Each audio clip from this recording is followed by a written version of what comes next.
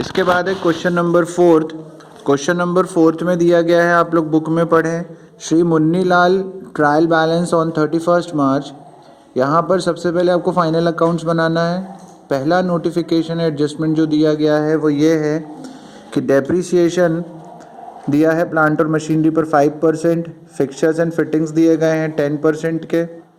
150 were outstanding on account of rent for the month of March का outstanding है, तो rent पर underline कर लो, प्लांट एंड मशीनरी पर अंडरलाइन कर लो, फिक्सचर एंड फिटिंग पर अंडरलाइन कर लो।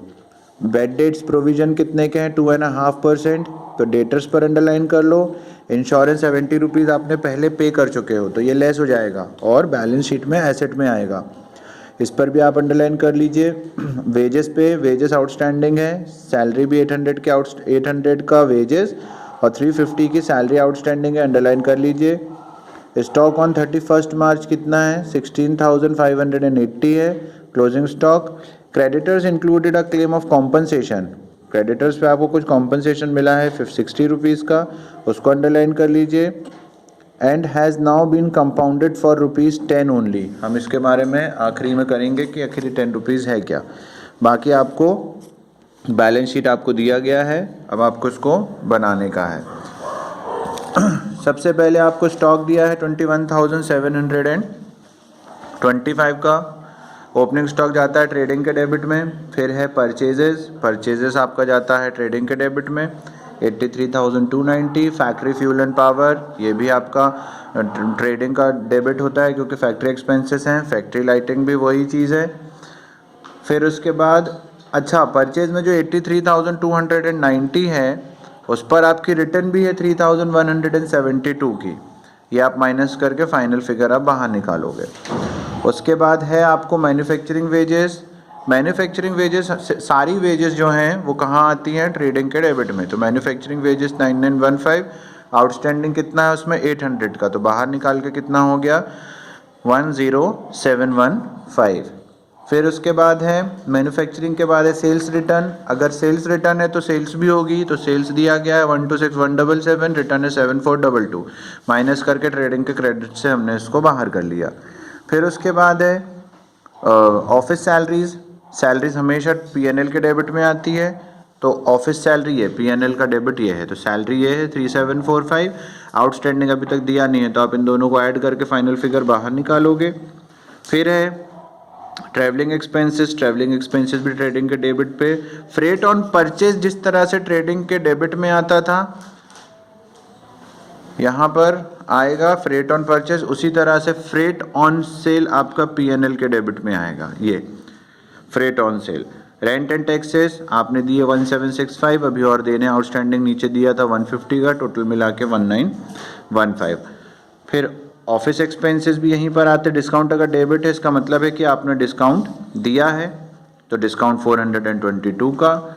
फिर इंश्योरेंस भी आपने, जिसमें से आपने 70 रुपीज़ प्री पे कर चुके थे, मतलब पहले दे चुके थे, तो अब आप कितना दोगे 500 rupees, you will have to subtract it. फिर उसके बाद है इंश्योरेंस के बाद plant and machinery. Plant and machinery कहाँ जाता है, प्लांट एंड मशीनरी आपका बैलेंस शीट में चला जाता है।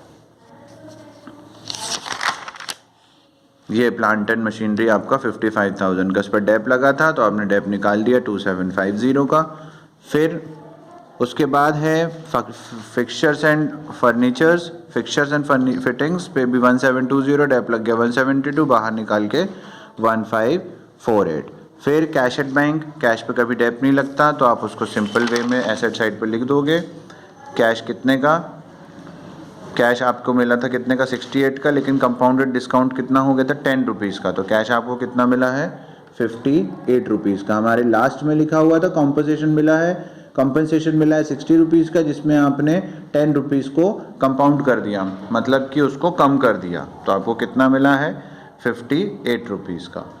फिर उसके बाद है कैश एट बैंक 2245 का, बैलेंस शीट में आता है। डेटर्स भी आपके बैलेंस शीट वाले हैं, डेटर से 47,800 का, जिस पे बैड डेट्स आपको नीचे लिखा गया था कितना परसेंट प्रोविज़न करना है, सॉरी ऊपर लिखा गया था प्रोविज़न आपको करना है बैड डेट्स का 2.5%, तो आपने बैड डेट्स निकाल लिया, उस पर 2.5% लेस करके 46,605। फिर उसके बाद है आपका ये आइटम आपका पीएनएल के डेबिट में भी जाएगा और डेप्रिसिएशन भी पीएनएल के डेबिट में जाते हैं। डेप किस किस पर लगा हुआ है? डेप आपका लगा हुआ है plant machinery fixture and fittings पर, ये लिख लिया। और बैड डेट्स कितने थे? 5%, 1195। फिर ड्राइंग आपका जो फॉर्मूला लगता है बैलेंस शीट का उसी पर यूज़ किया जाता है, capital plus net profit minus drawing थी आपकी 6820 की। फिर आगे बात करते, सेल्स हो चुका है हमारा, परचेज रिटर्न हो चुका है। मुन्नी लाल्स की कैपिटल कितनी थी? 93,230, वो हमने यहाँ पर लिख लिया। क्रेडिटर्स थे हमारे 22,680, इस पर ध्यान देंगे। क्रेडिटर्स आपके कितने थे? 22,680, जिसमें से 60 रुपीज़ का डिस्काउंट था, तो कितना आ गया यहाँ पर? 22, पहले क्रेडिटर्स थे 22,680, 60 रुपीज़ का डिस्काउंट, तो 22,620। हम 50 नहीं लिखेंगे यहाँ पर, हम पूरा फाइनल फिगर लिखते हैं। उसके बाद बिल्स पेबल कितने का है? 6422 का।